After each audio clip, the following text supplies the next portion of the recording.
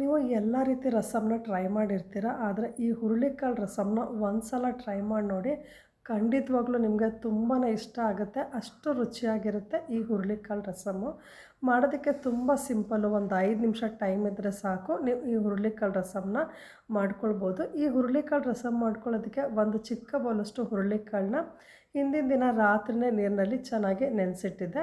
ಒಂದು 5ರಿಂದ 6 ಗಂಟೆನಾದರೂ ಈ ಹುರುಳಿಕಾಳು ನೆಂದಿರಬೇಕು.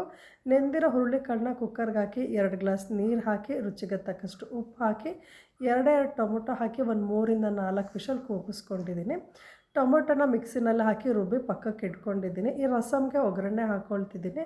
ಒಗ್ಗರಣೆಗೆ ಸ್ವಲ್ಪ ಎಣ್ಣೆ ಬಿಸಿ ಮಾಡಿಕೊಂಡು ಸಾಸಿವೆ, ಜೀರಿಗೆ, 1 ಬೆಳ್ಳುಳ್ಳಿ, ಕರಿಬೇವು, 1 ಮೆಣಸಿನ್ಕಾಯಿನ ಹಾಕಿದ್ದೀನಿ. ರಸಮ್ ಅಂದರೆ ಇಂಗನ್ನು ಮರೆಯೋಕ್ಕಾಗತ್ತಾ? ಸ್ವಲ್ಪ ಇಂಗನ್ನು ಹಾಕಿ ಒಗ್ಗರಣೆ ಎಲ್ಲ ಚೆನ್ನಾಗಿ ಆದಮೇಲೆ ಈ ಹುರುಳಿಕಾಳು ರಸಮ್ನ ಈ ರೀತಿ ಜಾಲರಿ ಸಹಾಯದಿಂದ ಹುರುಳಿಕಾಳನ್ನ ಸೋಸ್ಕೊಂಡು ರಸ ಮಾತ್ರ ಹಾಕ್ಕೊಳ್ಬೇಕು. ಕಾಳನ್ನು ವೇಸ್ಟ್ ಮಾಡೋದು ಬೇಡ, ಒಗ್ಗರಣೆ ಮಾಡ್ಕೊಳ್ಬೋದು. ಹುರುಳಿಕಾಳು ಬೇಯಿಸೋ ರಸನ ಒಗ್ಗರಣೆಗೆ ಹಾಕಿದ್ಮೇಲೆ ಸ್ವಲ್ಪ ಬೆಲ್ಲ, ರಸಮ್ ಪೌಡರ್ ಒಂದು 2 ಸ್ಪೂನ್ ರಸಮ್ ಪೌಡ್ರ್ ಹಾಕ್ಕೊಂಡಿದ್ದೀನಿ. ಇದು ಮನೆಯಲ್ಲೇ ಮಾಡಿರೋ ರಸಮ್ ಪೌಡ್ರು. ಮೇಲೆ ಸ್ವಲ್ಪ ತೆಂಗಿನಕಾಯಿ ತುರಿ ಮತ್ತೊಂದು ಸ್ವಲ್ಪ ಉಪ್ಪು ಹಾಕ್ಕೊಂಡು ಚೆನ್ನಾಗಿ ಕುದಿಸ್ಕೊಂಡ್ರೆ ಹುರುಳಿಕಾಳಿನ ರಸಮ್ ರೆಡಿ ಆಗುತ್ತೆ. ಒಂದು ಸಲ ಈ ವಿಧಾನದಲ್ಲಿ ಟ್ರೈ ಮಾಡಿ ನೋಡಿ. ನಿಮ್ಮ ಮನೆಯವ್ರಿಗೆಲ್ಲ ತುಂಬ ಇಷ್ಟ ಆಗುತ್ತೆ. ವಿಡಿಯೋ ಇಷ್ಟ ಆದರೆ ಲೈಕ್ ಮಾಡಿ, ಶೇರ್ ಮಾಡಿ. Thank you.